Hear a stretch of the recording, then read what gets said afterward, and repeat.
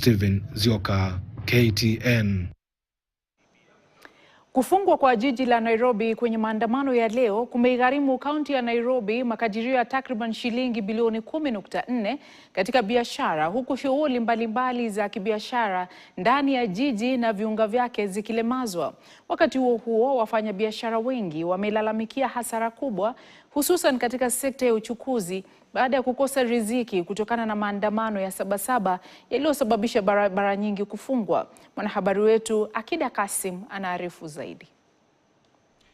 Kila mwaka, jiji la Nairobi huzalisha uchumi wenye thamani ya shilingi trilioni 3.8.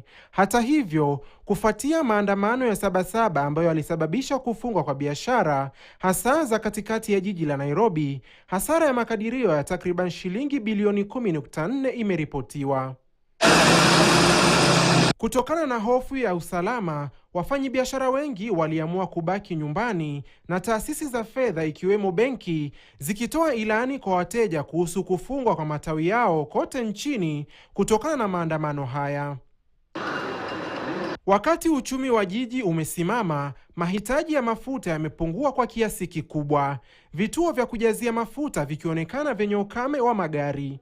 Nje ya jiji la Nairobi, hali ilikuwa sawa ambapo shughuli za biashara zilisalia chache. Katika eneo la Kawangware, biashara chache zilijaribu kufungua milango kwa matumaini ya kupata kipato. Bija kuwa poa juu ile serikali. Hapa hivi tujabeba hadi tumekuwa tumestruggle mje tangu asubuhi, tumeweza kuamka asubuhi tunabeba, lakini leo japata ile tunapata kwa nini? Moja ya sekta kubwa za uchumi hapa ni ya bodaboda, ambao hawakuepuka athari za maandamano hayo. Wengi walikosa mapato ya kila siku, huku wakilalamikia hasara kubwa. Bizi imekuwa mbaya, na mimi kutoka jana nilipanga nikasema juu ya maandamano nitaamka saa 11. Waendesha bodaboda wanategemea kipato cha kila siku, hivyo kupungua kwa shughuli kunaathiri pia wale ambao wanategemewa kwa mahitaji ya kila siku. Abdul Aziz anaeleza wasiwasi wake kuhusu usalama wakati wa maandamano, akielezea kuwa wahalifu wengi ni vijana wasio na ajira ambao hutumia fursa kuzua ghasia. Mimi nimeweza kumaliza 2 asubuhi. Nalo nimepata 15, naona nifurahisha, naona saje baada ya bizi hadi pia magari zimesimamishwa, si kama watu wa Ndudhi japeba, unaona sasa ndio zetu kama mimi yangu sasa kwa shida pale kuna venye haina pressure na sema engine sahi, shida ni oil, naona na pesa ya oil sasa sina, na ama customer wangu ndo anapatanga pesa ya oil, naona sasa sina, money imeni affect, umeona. Maana na still busy kwa open.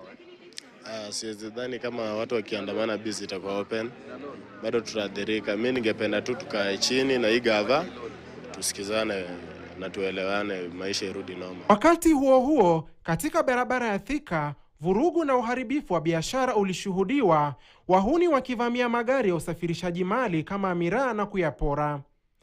Waendeshaji bodaboda wamelalamikia hasara kubwa katika maeneo mbalimbali kutokana na maandamano haya ya Sabasaba. Tumepoteza kidogo juu leo hakuna makastoma venye inafaa, watu wengi hawajakuja soko, hata wengine hawaendi kazi. Sasa leo tumepoteza kazi, tumepata kazi kidogo tu. Tutapoteza pesa mingi sana leo kwa sababu sasa unajua hatuko kazi. Alafu pia vile unaona hii maeneo sasa vile kuko hivi, nimesaidia mtoto mwingine nimefika huku, lakini sasa kurudi imenishinda, nimefungiwa. Wafanya biashara wengi wanaendelea kukadiria hasara, wakilalamikia makundi ya vijana wahuni ambao hutumia maandamano kuvuruga amani na kupora mali za wakazi na biashara. Akida Kasim, KTN. Ripoti za leo alasiri zinaashiria kuwa maafisa wa jeshi KDF wametumwa kulinda doria eneo la Naivasha, kaunti ya Nakuru, kufuatia